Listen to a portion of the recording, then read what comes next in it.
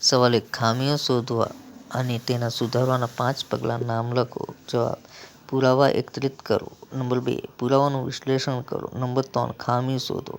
Number 4. કારણનું નિર્ધારણ અને નિરાકરણ. નંબર 5. ખામી સુધારણા. નંબર 6. સિસ્ટમની તપાસ. સવાલ 2. સોય પૂરતી ઊંચી નથી તે સમસ્યા સમજાવો. જવાબ: સોય પૂરતી ઊંચી નથી. સોય સાદું લાગે છે, પરંતુ સોયને તેની પોઝિશન ન આવવાથી ટાંકા યોગ્ય રીતે નહીં બને. આ સમસ્યા ઓળખવી ઘણીવાર મુશ્કેલ હોય છે. સોયના સ્ક્રૂને ઢીલા કરો અને ધીમેથી સોયને ઉપર તપાસવાની બીજી રીત છે બિલ્ટ-ઇન નીડલ થ્રેડનો ઉપયોગ. જો નીડલ થ્રેડ સોયની આંખ સાથે લાઇન અપ ન કરે તો સોય પૂરતી ઊંચી નથી. સવાલ 3. નોટ્સ ગાંઠના 3 પ્રકાર લખો. જવાબ: નંબર 1.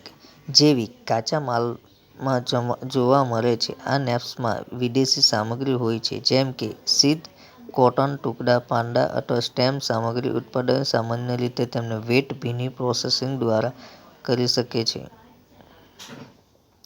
નંબર 2. યાંત્રિક: જીન કરેલી લીડ, કોર્ડ, વેબ, યમ અને કાપડમાં જોવા મળે છે. આ નેપ્સ મોટાભાગે યાંત્રિક પ્રોગ્રેસિંગ પરિણામ છે.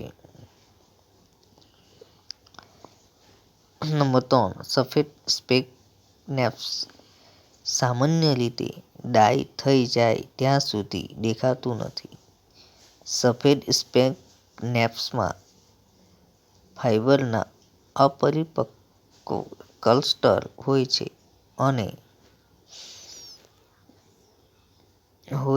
અને તેને સૌથી ગંભીર પ્રકારના નેપ્સ ગણવામાં આવે છે.